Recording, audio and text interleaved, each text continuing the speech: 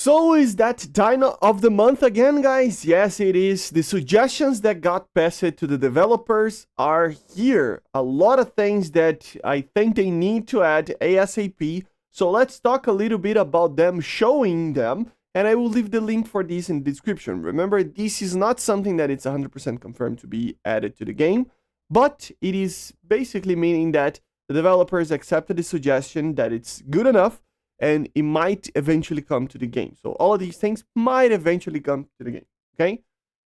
The first one, guys, is made by Schwarzer Panzer, which is the Gripen B, guys. Yes, this Gripen, the B-placed one of the A model. Of course, we can have the D model as well, which would be basically the B-placed version of the C model. What are the differences here, guys? Well, the main thing is that it retains the combat capacity, and it loses the cannon together with adding the B-placed thing, like for 2 pilots, right? Why is that a good option to be added? Because it is heavier, it is larger, and it doesn't have a gun, aka it can have a lower BR, yes. So it would be very cool. He talks a little bit about that here. But at the end of the day, guys, imagine a Gripen that has a lower BR than what we currently have. That would be very good, right? Yeah, it doesn't have a gun. Yeah, it is larger and a little bit worse in flight mode and stuff. But at the end of the day, if it has a lower BR, it would be a very cool option for you to take, right? So, yeah, in my opinion, it should be added ASAP. I mean, I could include here any type of B-placed F15 and F16 as well, and some others. I mean, we need options, guys, even if it's just a lower BR with no gun and larger things, you know, so it would be very, very cool, in my opinion. So this is the first one. So thank you for the suggestion. And yeah, hopefully Gaijin eventually adds this. The second one is made by Surbasi Maxim, our beloved forum moderator over here, that it's always doing some very interesting suggestions. It is basically the iDerby. He even suggests the iDerby ER as well. So I still believe these 2 missiles need to be added. I have to check about the ER because I don't know if it's better than or worse or the same as the AIM-120C5, but if it is, should be added, right? But in a general sense, he talks a little bit about the iDerby here and what in the game would be basically the same missile with the same performance, but with one key aspect that would be basically chaff would work a little bit less against this missile. So it has a little bit more of a electronic countermeasure, which means that it would be a little bit better ignoring flare, chaff, right? And with that in mind, it would be a missile that it's a little bit better. Why do I am bringing this missile? Well, the first thing is that to have a little bit of a difference between the darter and this thing, because they're pretty much the same right now. And also to help this missile, which is not the greatest missile ever, and it is being used with some aircraft that could use some help with that, right? It's not a big thing, but it would be a little bit of a help, the iDerby being added, you know, and then later the ER as well, if it is the performance that I think he has, right? But yeah. Then we have one made by Sebo de Plebo, which is a very interesting name, but Port Stanley in the Falkland Islands, a ground battle map. That would be a very interesting map to have, of course. So Port Stanley, of course, it is basically kind of like a small city on the Falkland Islands, right? And it would be very, very cool to have it. He kind of gives the options over here to have kind of a, you know, city. This city would be very open, so I don't know how, you know, how feasible this would be, but there are plenty of other places as well. It doesn't need to be here, or it can be a larger version of this map, you know, with more open area over here. I don't know. But at the end of the day, guys, it is a very interesting, I mean, it's like, look at this. It's a very open area, so it would be a very cool map to have.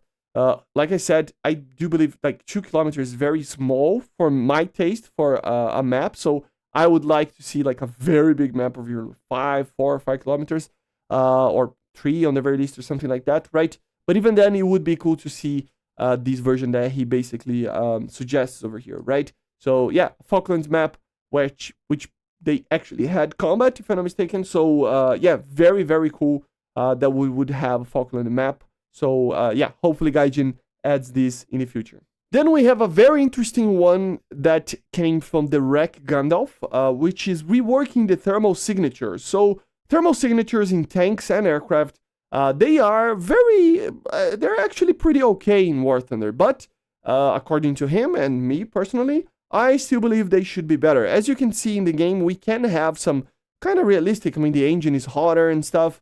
If the tank is, moving, the tracks and stuff, a little bit hotter and stuff, but nothing too specific, especially towards the environment. So, for example, guys, if it is in a hot environment, you can see over here in the desert or something like that, it would be very, very much harder to actually see thermal images in the actual background, right? So this would be more realistic and, to be honest, a little bit more easy to hide yourself from thermals, being a little bit more playable, having a little bit more of a skill that you need to have. Like, look at this. If the tank is still, I mean, it's just very easy to hide a lot of the heat, and you will have in very specific places as well, which is okay. In the game, you can have that. It is realistic, but it should be a little bit more, right? Especially, I mean, you can talk about all the different places where the IR is being emitted and stuff, but I don't think that's the main problem with War Thunder. The main problem, I think, is like this. Like, hotter climates like this should be way harder for you to detect something because everything is hotter, right?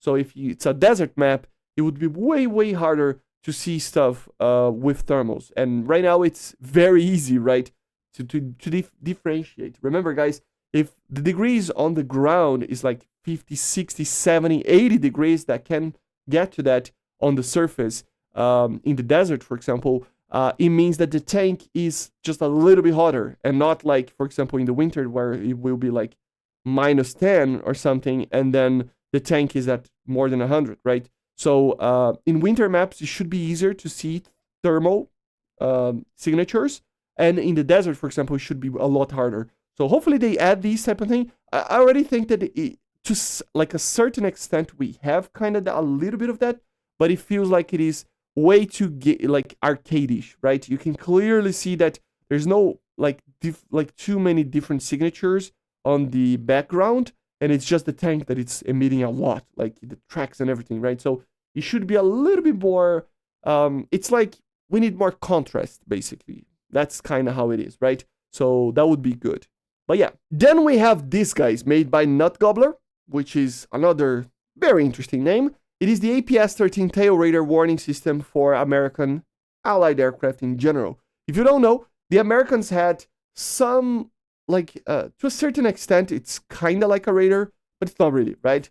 It is basically an RWR that it's not really like a normal RWR. It would actually be emitting a certain radiation, basically, and if it detects anything, it would actually let the pilot know. It's a very, very interesting system that basically would create a sound and a light would pop up if a target would be behind you, right?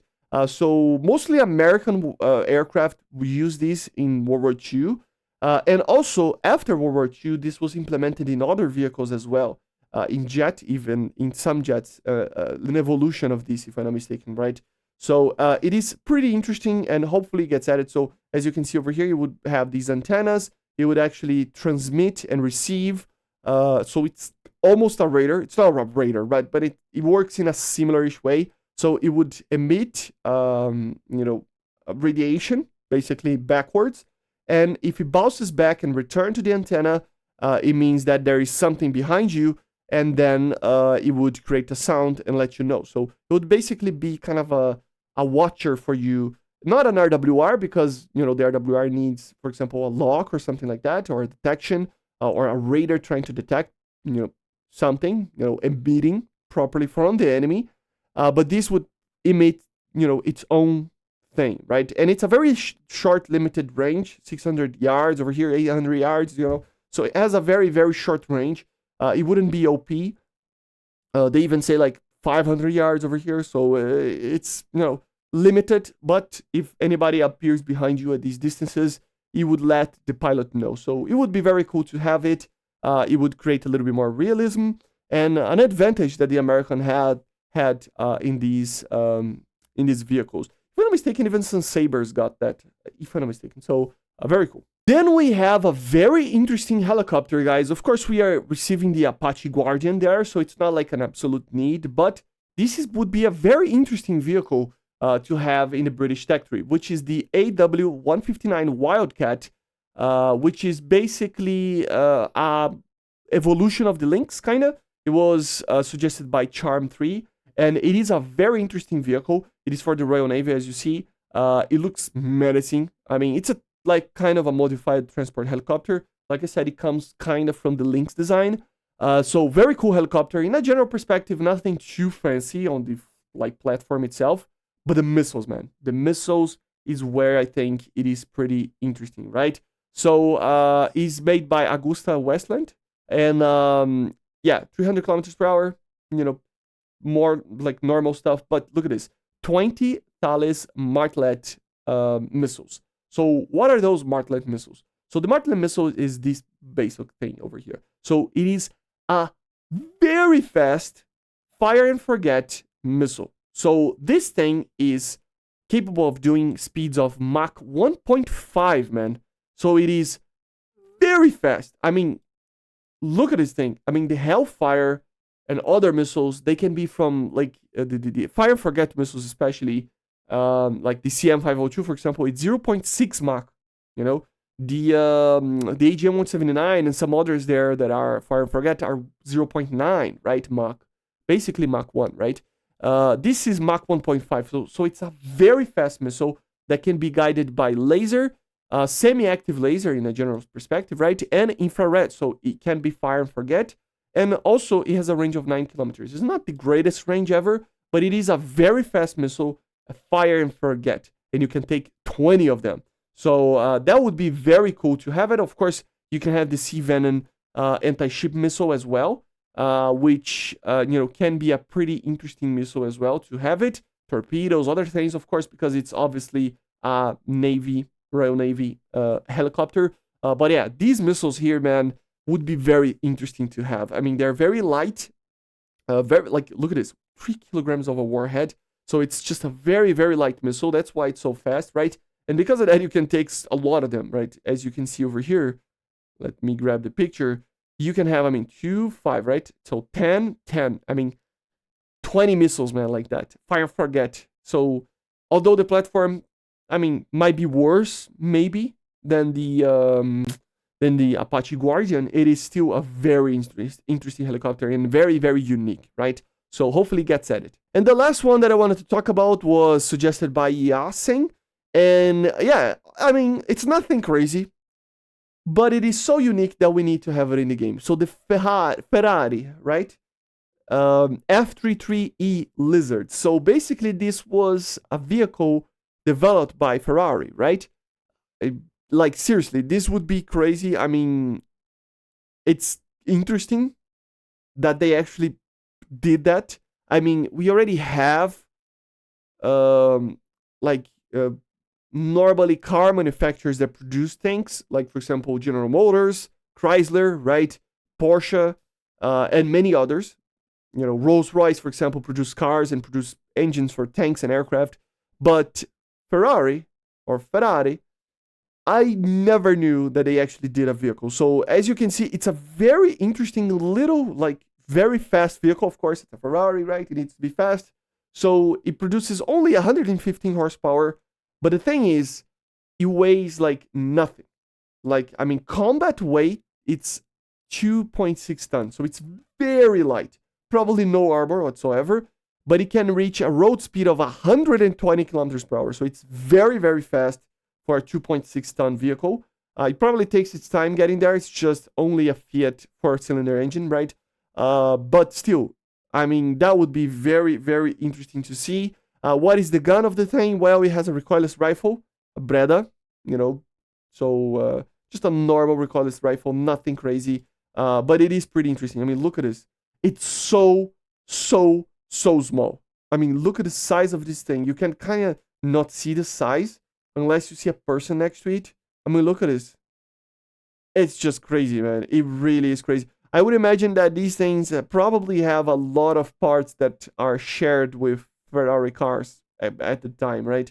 It's just very, very interesting to see if a vehicle such as this. it would be just another of these Italian cars, you know, that have a recoilless rifle or an automatic cannon and stuff.